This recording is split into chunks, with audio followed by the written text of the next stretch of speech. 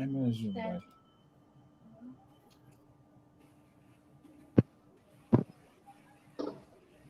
Kamusta na ang pamamahayag sa Pilipinas? Tunay nga bang malaya ang media sa ating bansa kung naapektuhan ng maraming issue ang mga desisyon ukol sa mga programa ng mga news organization sa bansa? Samahan niyo po kami at ating pag-usapan ng issue ito kasama po ang mga host ng programang Wag Po ng One News. Tuloy po kayo sa loob ng press room.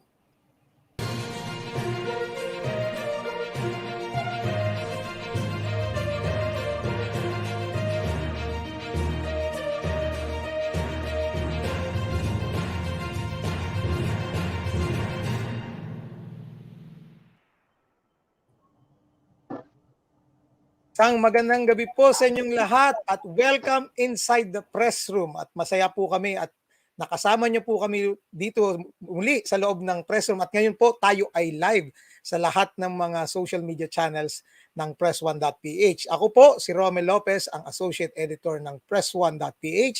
At kasama ko rin po rito sa loob ng press room ang ating editor na si Felipe Salbosa. Hello, Pe. Uy, magandang gabi, Romel, at sa lahat ng mga live na nanonood ngayong gabi sa atin dito sa pagbabalik ng The Press Room. Reunion ba after 1 year? Parang Parang tagal eh. 1 year pa wala. Hindi ko sure kung 1 year eh, pero tanong natin ito may ano to eh, matindi yung memory nito sa mga bagay-bagay eh. At kasama rin po natin dito yung ating co-host, ang ating editor at large at kolumnista at isa rin sa mga host ng Wag Po, ang ating Pulitzer Prize winner na si Manny Mogato. Hello, Boss Manny. Gabi tayo po. Tingin ko, may isang taon tayo nawala sa ere. O, kamusta ka, Boss Manny? Special ang arrangement ni Boss Manny ngayon eh. Nawala tayo. Oo nga eh. May konting baka nagtataka ho kayo, hindi ho namin sinadya na ganyan ang arrangement ni Manny. May konting technical problem si Manny at special arrangement siya, naka-zoom pa eh. Bale, sa susunod na episode, papupuntahin natin yung tech support natin kay Boss Manny. Oo. Para ayusin yung yung audio niya. Sabihin po natin, wag po ganyan. Oo baka para marinig pa rin siya ni Aling Minerva kahit wala siya sa Wag Po. Nandito siya sa sa press room. At speaking of Wag Po at Aling Minerva, syempre inimbitahan po natin dito ang isa sa mga kasama ni Boss Manny sa programang Wag Po. Nandito po ang veteranong journalist at isa rin sa mga Makluhan Fellows na kagaya ni Boss Manny, si Bok Ed Lingao. Hello, Bok! Hello. Magandang gabi. Nung inintroduce niyo si Manny, akala ko mag-preparing kayo ng music ng Budots eh. Sasayaw ba si Boss Manny? Oo, sasayaw kagad yan pa. Okay, bago po natin simulan tong usapan natin sa lahat po ng ating mga tagapakinig at mga nanonood, live po tayo ngayon. So, mag-comment lang po kayo at sabihin niyo rin po kung nasaan kayo nanonood, babasahin po namin yan live. Basahin natin ang comment ninyo. Oo. Comment. Kasama na rin po yung aming mga fans na mga trolls. Kasi may mga nagko-comment sa akin kanina. Comment trolls yan ha. Comment trolls yan, tigla. Oo. Hindi welcoming kami rito, 'di ba? Sabi ni Pope Francis Ipe. Welcoming tayo. So kahit yung mga trolls namin, yung mga bumabati ko sa amin, babasahin namin 'yan. So, kamusta Bok Ed? Akala ko nag-subscribe pa naman ako doon sa Signal TV kasi para mapanood ko sa TV. Parang gusto ko lang putol yung Signal TV ko. Hindi, wag naman.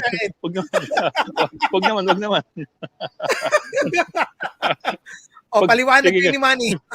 Pag pinutol mo yan, iaawas yan sa sweldo ni Manny Mogs. At saka nando pa naman si Ed eh. Marami pa siyang programa sa Signal. Yung The Chief. Kasi yung frontline, no? O sa TV5 yun? TV5 yun ko talaga. Parang hindi sa 5. Humahalo-halo na kasi. Full disclosure lang, si Manny Mogs kasi is the security editor ng One News and One PH in Signal. Ako naman yung political editor ng One News and One PH. That's aside from our yung mga ginagawa namin na kung ano nung income. So, nandun pa rin kami technically. At paminsan-minsan nakikita niyo po ako sa totoo lang, yung show na pang alas 6:30 ng gabi sa 1PH. Paminsan-minsan lang naman. Si Aling Minerva, nag-comment na. Sino ba si Aling Minerva? Nasa Makati. Shout out daw sa Lacorte family. Munti ko na mabasang Lacoste. Lacorte pala. Nasaan si Boss Manny? Nandun din si Aling Minerva. Ayun, no? Salamat, Aling Minerva. Bok Ed, ano nga ba talaga ang background at nagkaroon ng Wagpo? At bakit Wagpo ang title? Para tuloy may ginagawang karahasan sa isang tao? Wagpo. Grabe naman, din mo ganun.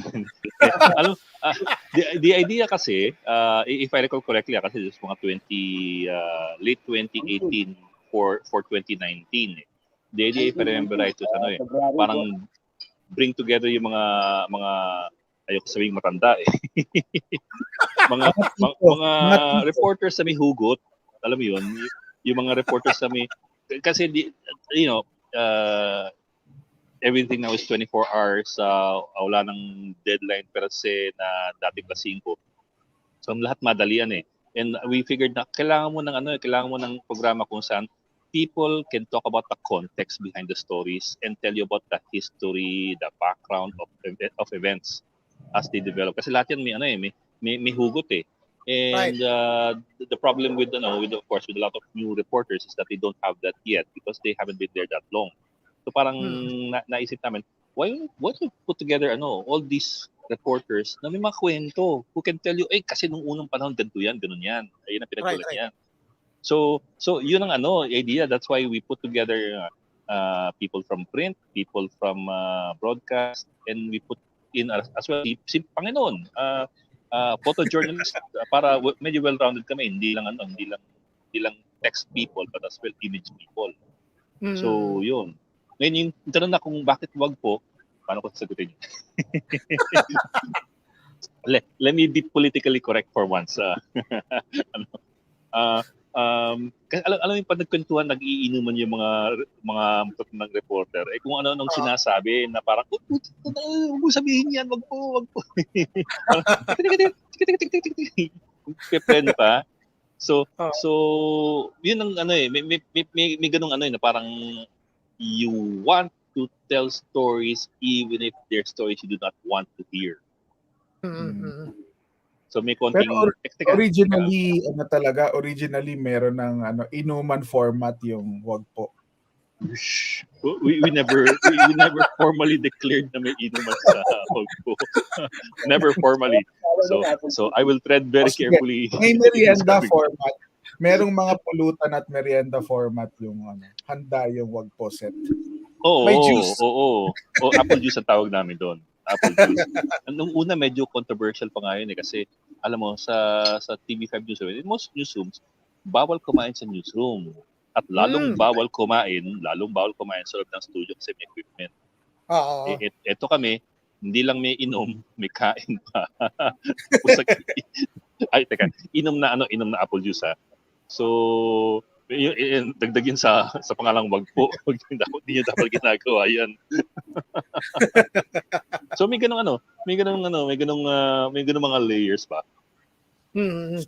Si Bill Maher nga, he took it one step further. May fat sa sa podcast niya.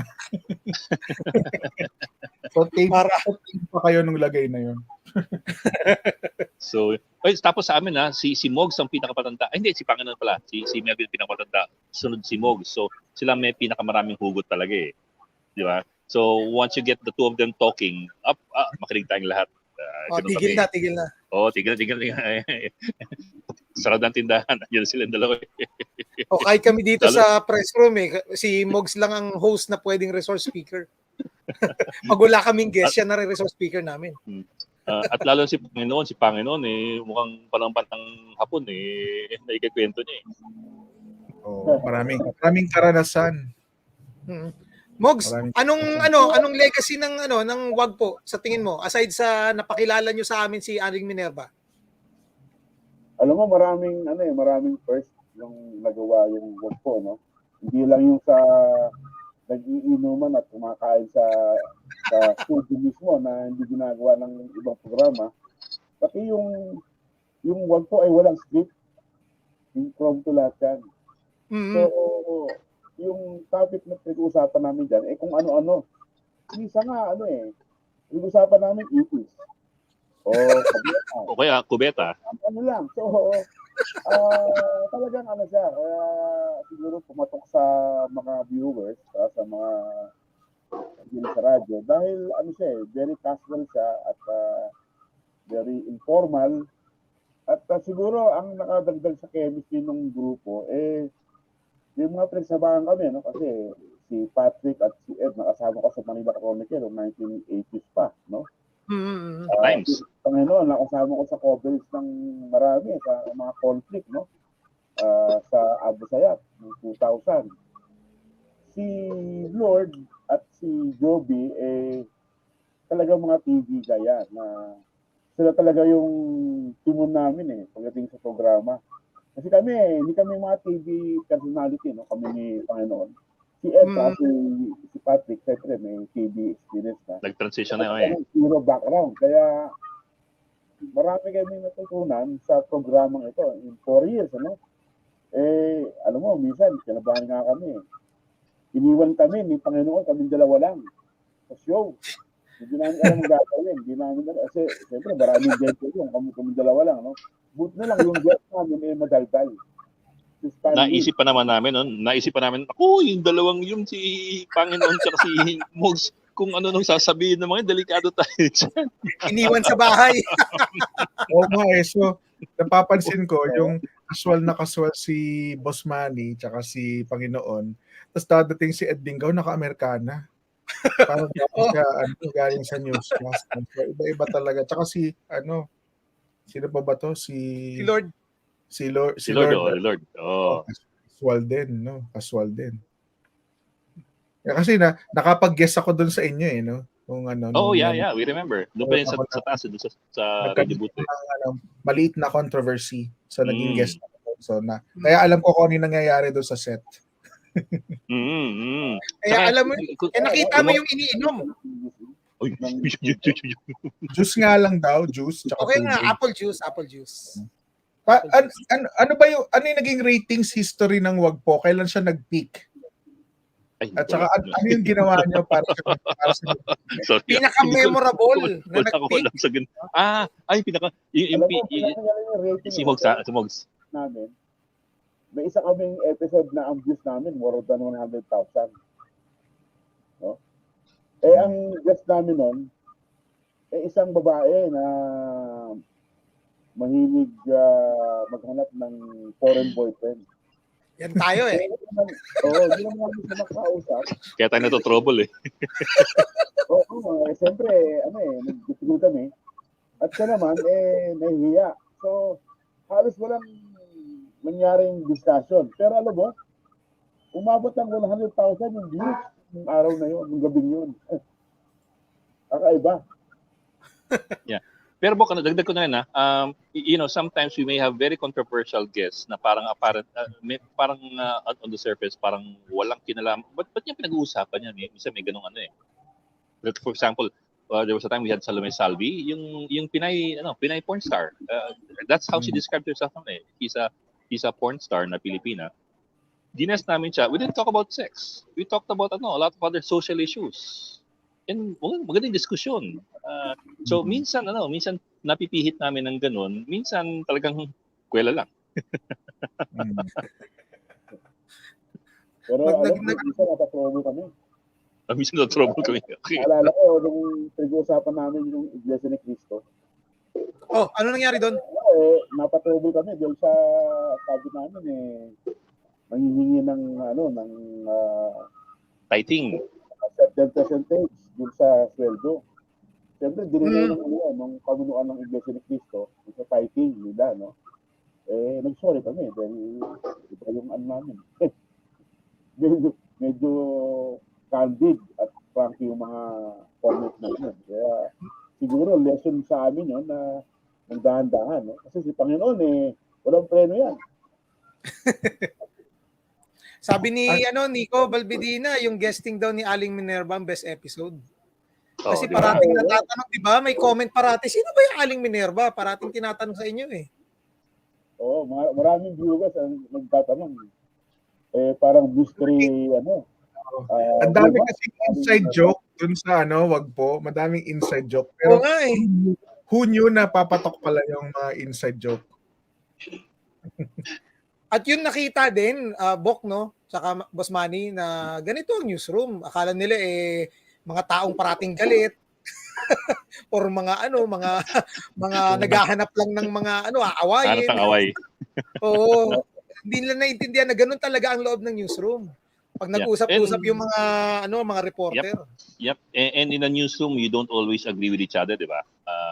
You will have differences in opinion, differences in politics. Right. Yeah. I think that's reflected in wag po eh. Right. You don't always agree with each other, but we agree to disagree, respectfully. But you will also note namin disagreements. Mm-hmm. And ayun, that's sabi how it is in newsroom. Sabi ni Jerome Clemente, basahin ko lang ha. Best episode, yung mga episode na sila lang nag-uusap at free-flowing yung conversation. Walang guest, di ba? Walang guest. Ibang topics. Diba? Ano ba yung type of audience na na-attract ng wag po? Mga tanda. ang bilis ni Manny sumagot. Kasi karamihan nung mga nag-PM sa akin, sa messenger, mga retirees. Oo, talaga? Oo, alam mo, si Aling Minerva, isa sa mga namin niya, masugid na taga-subaybay. Pero meron isang babae, si Aling Esencia, na 80 plus years old na kikinig pala. At si Aling Gloria, yung mami ng classmate ko, more than 90 years old na sumusubaybay. Oo, diba? Ang dami kong na-meet sa mall, pagka naglalakad ako. Mga tanda na nagpapaselfie. Mm. Pero hindi naman lahat matanda, ikaw naman, no? Ang dami nating kaibigan na tawag nila sarili nila wag power eh. Mga bata, mga bata pa yun. Late 20s, early 30s, well, hindi ganun kabata, pero sa amin bata kasi yun eh. May isang estudyante, si JP na napakain ng hating gabi dahil sa panonood sa amin. Maraming nagko-comment dito sa atin na yun nga, bakit daw nawala ang wag po, ibalik ang wag po. Kaya nitong sinabi niya ni Erwin Varela na ano ba talaga daw ang dahilan, Bo? Bakit nawala ang wag po? Okay. May napanggaro ba kayo? Yeah. Meron daw bang politiko na nagreklamo kaya nawala sa ere ang wag po? That's really a valid question. And sabi ko nga kanina sa inyo, we might as well address the elephant in the room. Kung may politika ba doon sa pagkakawala ng wag po, let me say po straight out, wala. It had nothing to do with politics. Kasi nga, if it was a political decision, it would have and it should have happened long time ago pa. For example, we just went through an election more than half a year ago already. And before the election and during the election and right after the election, that would have been a time to ask wag po if it was going to be a political decision. Hindi. Right. And to be honest about it, we've never at least ako personally, I've never had any feedback or heard anything from the bosses as far as the politics of wag po is concerned. Mas concerned sila sa yung minsan medyo irreverent kasi yung wag po. That's the word, irreverent. Irreverent and politically incorrect or socially incorrect. Kasi when I say politically incorrect, it might sound like it's about politics. Hindi eh. It's more, I suppose, socially incorrect. Minsan may nadudulas kami, minsan may napapalabas na video na hindi dapat, yung mga ganun. So embarrassing as it may sound, that does not help the program as far as the eyes of the bosses are concerned. So in the end, they decided to replace us with, I think, basketball. Whether it was politics or not, certainly it was not about politics. Whether there was one incident that drove that decision, Hindi naman siguro kasi nung minsan nasita kami ng MTRCB, hindi kami nasiba kagad eh. But it Oo. didn't help. It did not help our standing with with the bosses. And I suppose rightly so kasi sumasabi din kami minsan talaga. Aminado naman kami doon eh. Paano pa 'yun kapag tinake notice ng MTRCB, ano nangyayari? Well, they hold the bosses to the MTRCB like si Patrick, I think, and lawyers have to go to MTRCB to Explain. Buti naman hindi kayo sinabi. Mag-record muna kayo tapos papanoorin muna namin. Parang ano lang, warning. Ayun, no warning. Pero alam mo yung that event where kailangan pang dalhin yung mga boss doon with the lawyer. It Speaking doesn't of, really help. pero yung boss kasama sa set, di ba? Nandun din siya, di ba? Yeah, pero hindi naman siya parating nandun. The same way na come and go yung iba sa amin eh. Like ako, there are days na wala ako, there are days na wala si Mogs. So, wala naman talaga kasing bantayan yung show eh. You just leave it to and that's in a way that's good, but in a way also that's also dangerous, or maybe dangerous is not the right word eh. That's also risky in a way, I suppose. Freewheeling nga eh, kaya nga wag po eh. Parang teka. So sometimes we get too free in our wheeling. Nanonood yung idolo natin, si Ian. Si Christian Esguerra. Saturday kami nag-live para hindi namin tatapatan yung YouTube show mo. Mahirap kalabanin ng institusyon eh. Mahirap kalabanin yung show ni Esguerra eh. Ang tanong ko, yung bakit may picture ni Chairman Mao dun sa set? Mogs ka parang politically incorrect. Isang katerba yan dati nung umpisa kami, parang lahat ng mga controversial na leader na Okay. ilagay natin yan. So there was a time there was ano Mogs? Ano, Mogs? Nalala ko si Winnie the Pooh, nalagay din minsan eh. Winnie the Pooh? Kasi si Xi Jinping. Buti hindi kayo nayari. Si Putin na nakakabayo. Walang t-shirt. Walang t-shirt. Tapos naka-photo siya si Trump sa likod niya. Yung ganun ba? I think si Lenin nata. So ganun.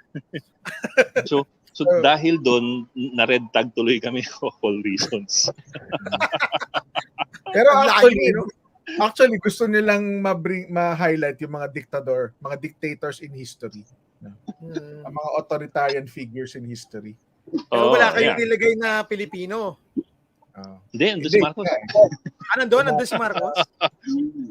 Yung bare chested ni Marcos na nagpapakita niya yung katawan. Yung si malakas siya. Oo. Yung picture sa libro eh. I forget the book eh. Basta ito sa a photo replica of the book where Marcos was bare chested sa front page. Bok, itong tanong tuloy ni Christian Esguerra, may kinalaman daw ba ang komentaryo nyo kay Marcos sa pagkakatanggal ng wagpo? Hindi. Sa totoo lang hindi. Kasi mas maangang pa nga dati. Si Panginoon nandun. Si Panginoon talaga pag nagbitiw nun, parang lang salta, parang umiikot ang mundo namin. parang walang parang hindi naka-broadcast no? Kasi hindi naman broadcaster si Panginoon, di ba? He's always been a photojournalist eh. So iba yung filter niya sa filter namin eh. Pag nag-on cam ka kasi you try to put on the brake sometimes because you know you have to interview these people on cam as well eh. Panginoon hindi, diretso lang. So kung yun ang naging dahilan, dapat dating-dati pa.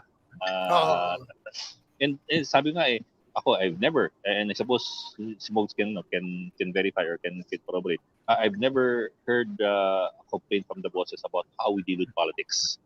Always about other things. Always about other things. Would you know kung napanood ni MVP yung show nyo at least once? Hindi ko alam. I don't want to. And ano yung comment niya? Hindi namin na alam na nakapanood siya. Pero ang alam ko nanonood, yung dati namin presidente, si Robert Galang. Kasi inibita pa kami sa opisina niya. para Oo, mahilig siya manood ng wag po dati. Oo. At Saka nagpapadala pa siya ng kabayo, red horse. Sino pa yung mga yung mga nalaman yung pala, fan pala ng Wagpo? Mga Wagpoers na. Si Secretary Del Rosario. Okay. Albert De Rosario. Oo, Can you imagine, di ba? Worst yun. Isang forum ng ADR, Scrap Base, sabi niya, I've been watching your show, sabi niya. So, Na-imagine siya, worst tapos ng Wagpo. Kahit na listed asset na mga kaibigan namin, may nanonood din. So kung walang politics behind the decision, so kagaya nung intro ko kanina bago nagsimula yung program natin, naapektuhan din ng mga mga editorial decisions sa isang news organization na may business interest. Kaya nawawala yung ilang programa or nawawala siguro mga column, 'di ba? Kung sa diaryo mga kolumnista. I think that's a fact of life naman eh. Whether you call it business interest or bottom line, it's a fact of life that you're of course talking about companies that also need to hit kahit paano some certain targets. Right. Thankfully at least dun sa part namin wala masyadong pressure to rate as much as in the other networks that we came from. But of course, it's always there. It's always there at the back of our minds, and it's always there. Sometimes when we're doing terribly as far as viewership is concerned. Kasi in the end, of course, you do want to get viewership. Kahit Right. hindi mo na yung commercials, pero at least viewers. Because if you're not getting viewers, then there's something also wrong with how you're presenting your show. Because if you don't get the eyeballs, then why are you there to begin with? Yeah. So you have to manage then that. So yun. Like I said, it's a fact of life. It's a fact of part of the industry. It's how we manage the interests, kumbaga. Manage the interests, for example, of the newsroom versus yung stated interest din ng owners, di ba? It's a balancing act all the time. It's never ganito lang ang tama at lahat ay mali. Pero hindi kayo you did not hold your horses as far as your opinion or commentary is concerned. No. Take out the MTRCB stuff. Pero yung iba, well, I can speak for myself. Ako, what holds me back is myself. Because in the end, I will have to interview certain people or the people in other shows. And if I lay out my cards na ganito ako, ganun ako, and this is where I stand on for example political issues, then I may be undermining myself when I talk to these people. They might not even agree to talk to me. Iba yun dun sa iba yun dun sa analysis or interpretative reporting iba yung commentary and that's why I try to be very careful with commentary. Whenever I do commentary, for example, on social media, I try to limit it only to stated facts or discernible facts that can be proven, like for example in court. Like, for example, I've been branded as anti-Marcos. Well, Right. I've never written anything about the Marcos without the Supreme Court decisions or court decisions or recovered or facts on recovered money, and those are facts. That's not opinion. Right. So I try to be very careful with that because in the end I also have to think in terms of will people believe me when I talk about other issues in other programs if I'm identified with certain issues already. So that is what holds me back when it comes to commentary. But that's me, and I cannot speak for the Right. others. Si Mog.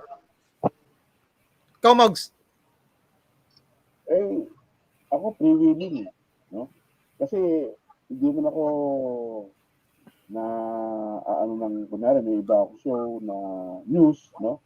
Kasi yung show namin is really actually political commentary, no? It's a political show. Titignan mo yung Wagpo. Talagang siya, isa political show na no holds barred, no? So sometimes lumalabas yung emotion mo dun sa mga commentary. Pero of course when you are reporting news, no?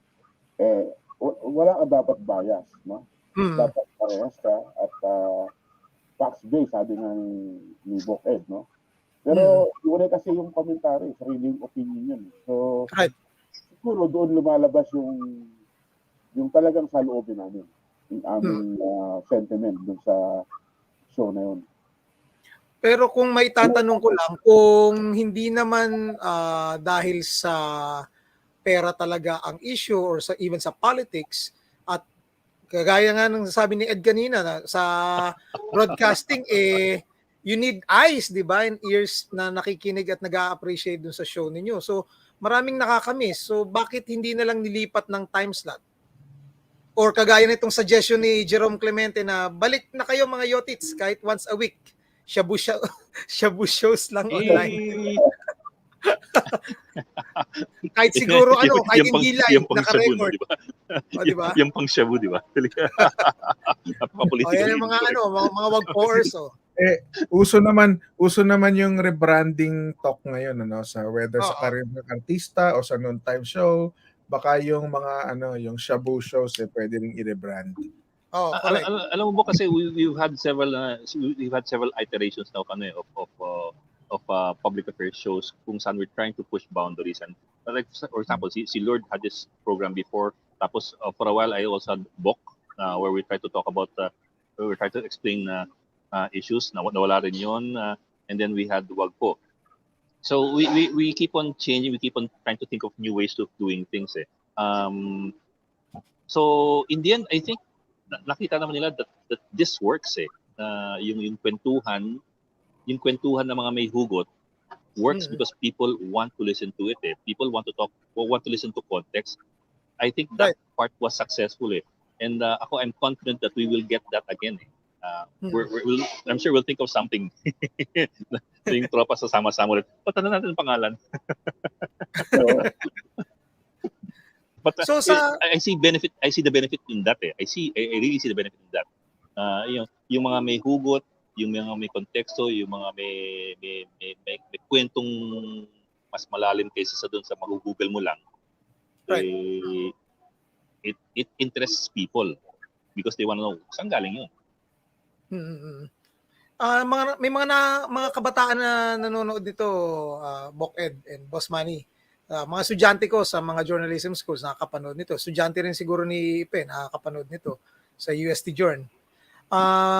Isang realidad ngayon sa media landscape dito sa Pilipinas is even before the pandemic, hirap na ang mga newsroom to survive dahil na rin sa financial situations at meron pang political situations dahil nga nahaharas ng mga media organizations at mga reporters. At lalo na nung nag-pandemic, mas naging mahirap ang sitwasyon ng mga newsrooms. So, paano masasabi natin paano natin may advise yung mga future journalists, yung mga papalit sa atin about sa ganito realidad ng isang newsroom na there are times na hindi talaga natin maipaglalaban yung sa tingin natin ay tama at may mga realidad din na kakayanin ba nating tumayo ng truly independent media organization sa bansa natin ngayon? Ikaw muna, Boss Boc Ed. Okay. I'll try to do it quick. Let's face it, our industry has been heavily undermined in the last several years, especially itong run to the election. Talagang heavily undermined tayo because we've been pilloried left and right by people who have no idea what journalism is and who presented themselves as the alternative to journalism, which is quite ironic. So we're at that stage where we have to recover lost ground. And the only way to do that is by showing that you're better than they are. And I think in the end that's the challenge. You have to show that you're good reporters who can do good investigative stories or good digging and not just rely on the he said, she said. Doon tayo natatalo kasi nakikipaghabulan tayo sa pabilisan, hindi doon sa paalaman. Right. And pabilisan matatalo tayo ng mga vlog. Correct. Kasi nagagawa nila vlog lang sila ng vlog Makakita sila ng tweet, tapos i-vlog nila. Tsaka freewheeling. Without even verifying And that's where we should be, that's where we should be making the difference, verifying and contextualizing. Right. That's where we should push back. Tsaka yung authenticity, no? Kasi kapag hindi professional, parang pinapanood kasi sa tingin ng audience authentic. I think parang in some sense ganoon din yung nangyari sa Wagpo eh. Right. No? Kung ano yung natural ninyo, yun ang lumabas. Kaya kayo mas lalong minahal kasi Apple juice. Diba? Kasi. Apple juice. Oo. At ang isang kagaya ni Manny Mugato, may asim pa rin at meron siyang mga diehard fans. Oh, di ba? Oh, di ba? Who would have thought si Manny Mugs is a TV person? Oh, di ba? Mugs, ano sagot mo rin sa same question ko kay Bok Ed? Alam mo, we can choose our battles, ano? Kasi hindi naman pwedeng panalo lagi tayo. So sometimes we win, sometimes we lose, no? Tingnan natin kung saan tayo tuloy lang ang laban, no? Ang tingin ko dyan, kasi ang Pilipino ngayon, masyado nang humaling sa social media, no? Nawalan na yung credibility ng ating mga journalists. Mas naniniwala na yung mga tao sa balita sa social media na hindi naman verified, no? At sometimes chismis na ginagawang balita. So, ito is continuous education sa ating mga eskwelahan, no? Gawin natin mga critically minded ating mga estudyante para hindi naman sila madaling ma-mislead ng mga disinformation at disinformation. So, alam mo, matagal na labanan, no? Hindi madali ito para sa ating journalist na unti-unti nawawala ang trust ng ating mamayan. So, tingin ko kung mag-report tayo ng totoo, ng tama, at hindi propaganda, no? Sa tingin ko, mabawi natin, no? Makikita rin ng taong bayan na naloko sila, nabudol sila kung gumagawa ng disinformation sa social media. At bilang patapos natin mga Bok, may ang message dito ni Ivan Seraon. Kahit tipong facts first na version daw ng Wagpo, pwede na para may napapanood daw sila uli kada gabi. O di ba? So, maganda yun, pero hindi lang facts first eh. Facts and background first. Facts and context first. Facts and diba? context. Kasi it's easy to give facts but it's harder to give context. Actually, right. Totoo yun, oo. May gusto kang aspect ng news, gusto mong i-discuss yung background nun. Yeah. Kasi hindi mo magawa kasi ang hahaba yung story tsaka yung video. Kaya di ba nagkakaroon tayo ng mga tanong din mga estudyante yan pagdating sa short form ba or long form ang mas uso ngayon. Kaya di ba pag kailangan mo ng context, hahabaan mo Kaya dito sa mga ganitong programa kagaya ng Wagpo at Press Room, nabibigyan ng mas malalim na konteksto kung ano ba talaga itong pinag-uusapan natin. At bakit importansya din, lalo na, nag-iisip sila, press freedom na ba yung issue na yan? Kaso lang naman yan sa isang media network, bakit naapektuhan ng buong media organization? Yun nga, kasi nga, hindi nagigets ang context. So sana, may wish dito sa akin, Bok Ed Boss Manny. Ayaw pabasa lang yung pangalan sa press room, sa press 1 na lang daw yung Wagpo. Aba, pwede no? Wala tayong ibayad na talent. Yung show namin, yung episode na maraming talaga, at pinapatak sa mga manonood, yung may bit of history. Yung usapan namin ng mga historical facts na nangyari, siguro even before Marcelo o EDSA. Kasi karamihan ng reporter ngayon, mga bata na, hindi na inabutan yan. Kami, meron kami physical knowledge, kaya siguro, natutuwa yung mga nanonood sa amin na bilang palikan namin itong mga nangyari ng unang panahon. Yan. At yan ang pwede nating gawin na dito, Boss Manny. Kung ano man yung natutunan natin at iniwan na legacy ng Wagpo, pwede naming ma-emulate dito sa Press Room. At syempre, welcome kayo, Bok. Ano, Bok? Kailangan may apple juice kayo. Pero tubig pa lang kami ngayon Hanap tayo ng apple juice. Tsaka try namin na mag-live ng magkakaharap pagka naayos na yung aming studio uli sa Manila. Nasira kasi yung studio namin, Inanay. Inanay, matagal na hindi nagamit Malaking bagay malaking bagay ng kakantuan kasi ng harapan Tapos yung may pampadulas. Laking bagay, di ba? Laking bagay. Ayun! Eh. Yun, pagka okay na yung studio, Boked, bisitahin namin yung buong team ng Ayun. Oo. At least dito Kahit sa- kahit At least naka-Amerikana dito ka pa. at least dito sa YouTube, walang MTRCB dito. Correct. Di ba? May pahabol pa si Jerome Clemente. Maganda raw yung debate ninyo ni Patrick at ni Tito Ronald tungkol sa US ba ang dahilan kung bakit sinugod tayo ng mga Hapon noong World War II. Yan, mga Naku, ganyang klase usapan, tama. no? Oo, tama na yan. Haba pa usapan. Oo nga eh. Pang matanda eh. Panahon na hapon. Pang matanda.